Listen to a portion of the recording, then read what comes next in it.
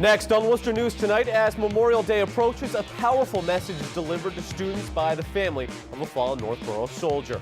And breaking new ground, the city's professional hockey team takes another step forward on its investment in Worcester.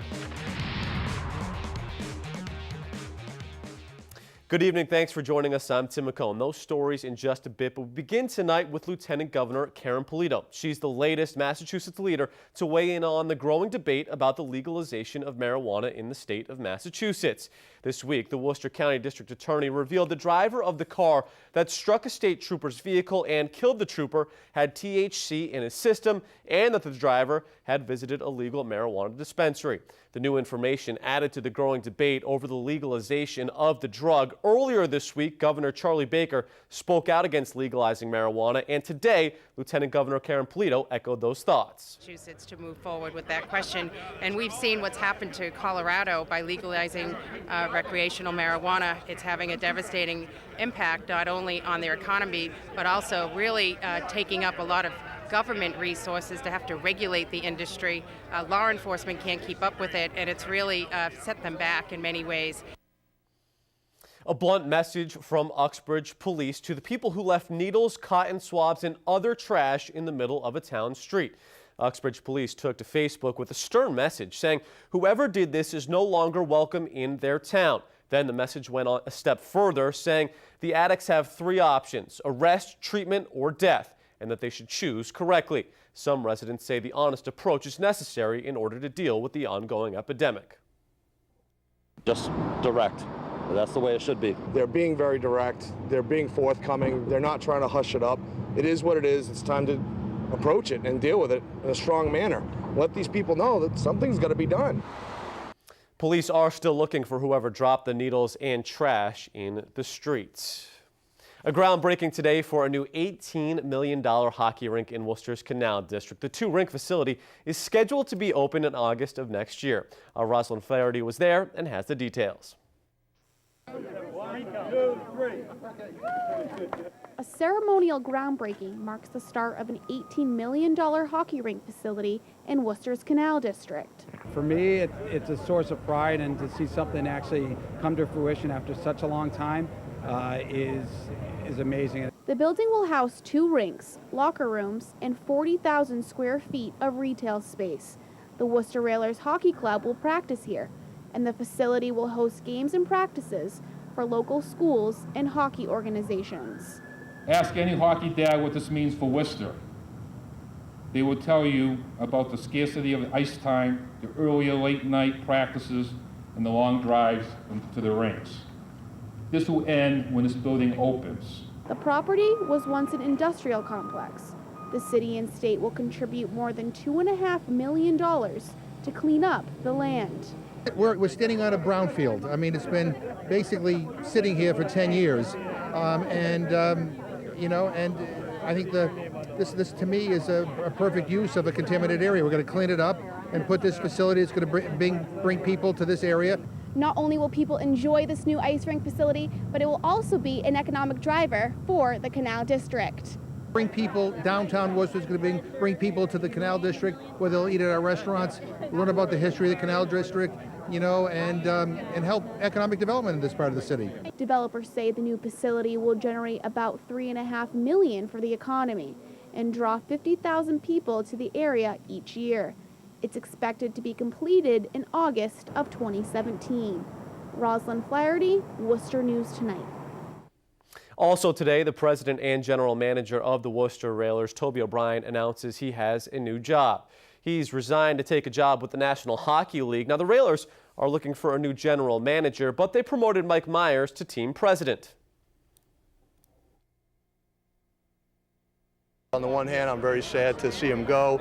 We were, you know, the team's in its infancy, and any venture is most fragile in its infancy. So I was sad to see him go, but on the other hand, I'm very happy for him. The ECHL and all minor league sports, people are there to pursue a dream, to make it to the major leagues. His dream came along a little faster than I had hoped for, but I'm very happy for him, and I'm very excited. You know what? Mike Myers could have just as easily been hired day one as well. Myers is a former Assumption College goalie and was an executive with the Worcester Sharks.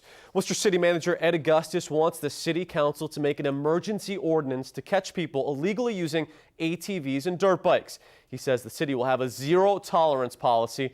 Augustus wants the ordinance to include code enforcement, surveillance, and seizures of vehicles that are not registered. The city manager says there should also be a system for the public to anonymously tip police officers when they see dangerous illegal activity. A 26-year-old man from Southbridge is behind bars tonight. He's facing a long list of charges after allegedly sparking a shelter-in-place order from authorities in Charlton. Police say Anthony Walk left the scene of an accident on Southbridge Road Thursday.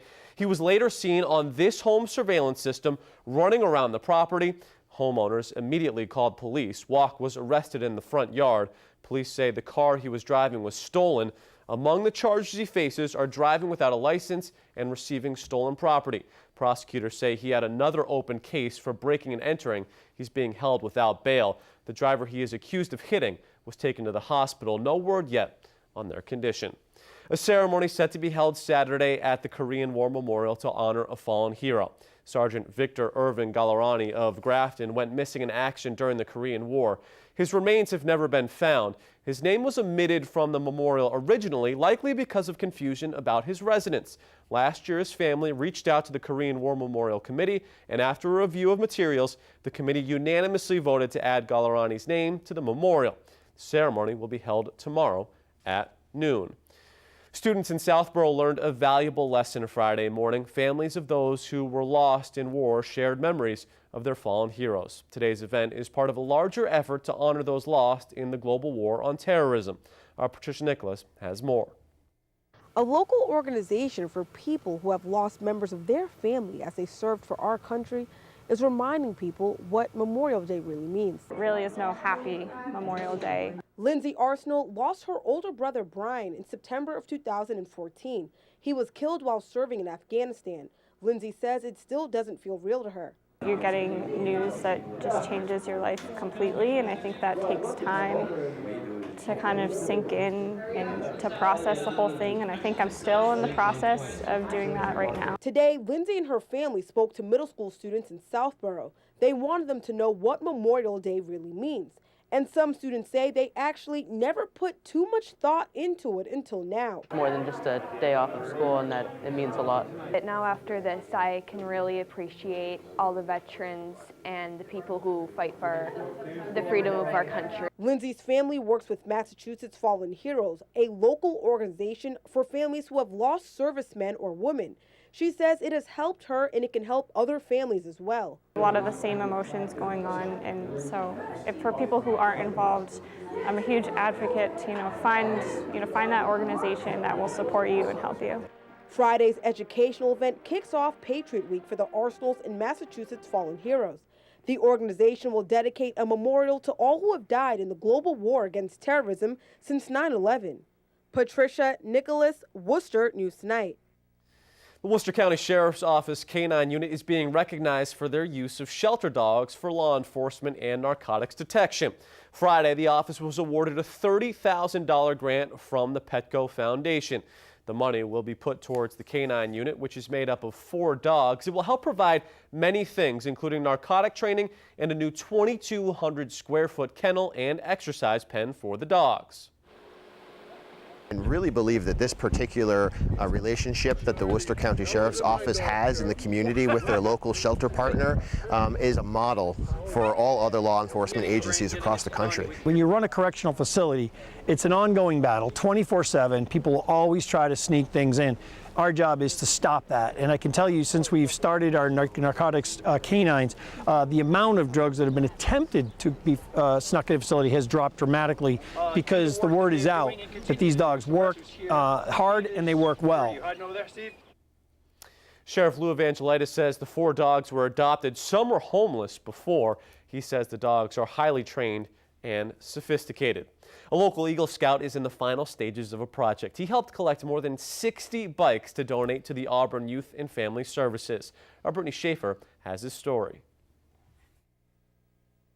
Most of the kids don't know that Eagle Scout could be reached at this young, but I've proved that it can. A 9th grade Eagle Scout from Auburn is making a big difference for many children this summer. We connected with people in our community, and they said that they had bicycles, and they were very generous.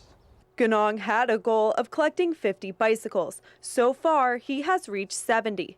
I was very surprised with how many we got. Ganong says he came up with the idea from his grandmother who passed away last year. She always had the bicycle that we gave her, and she always thought that children should have a bicycle. After some needed repairs, on June 11th, Ganong will be distributing the bikes to local disadvantaged children at the Auburn Youth and Family Services Center. They're surprised and very appreciative of my project. Brittany Schaefer, Worcester News Tonight.